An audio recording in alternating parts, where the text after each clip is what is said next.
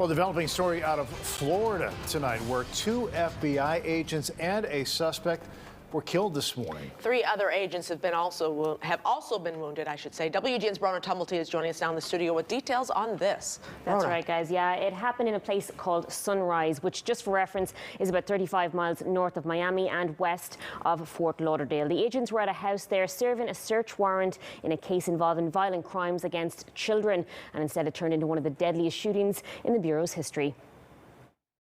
These cases can be very tricky. What you're working is somebody who's already shown the cravenness to exploit children.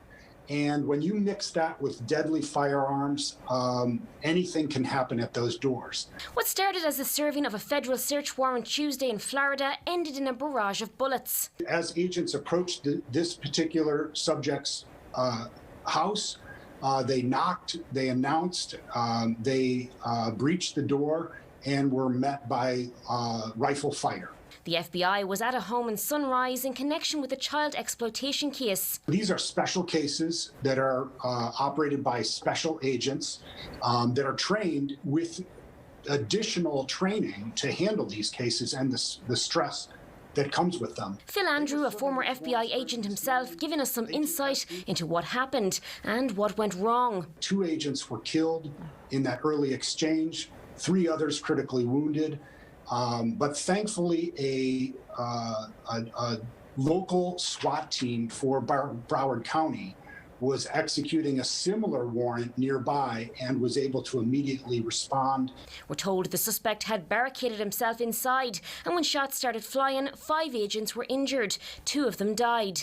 Director of the Bureau, Christopher Wray, identifying them as Special Agents Daniel Alfin and Laura Schwarzenberger, adding in a statement that they exemplified heroism today in defence of their country, and the FBI will always honour their ultimate sacrifice and will be forever grateful for their bravery.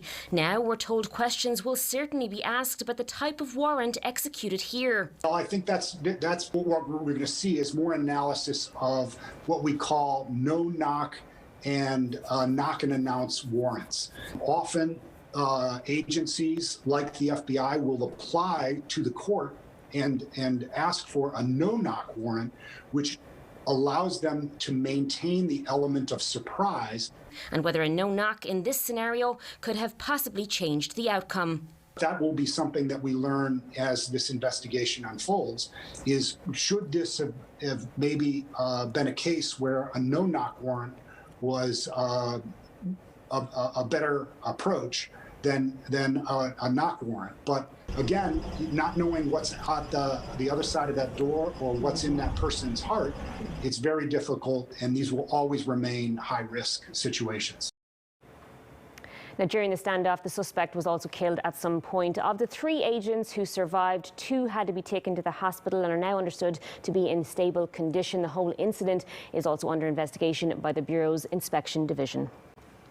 All right, Brona.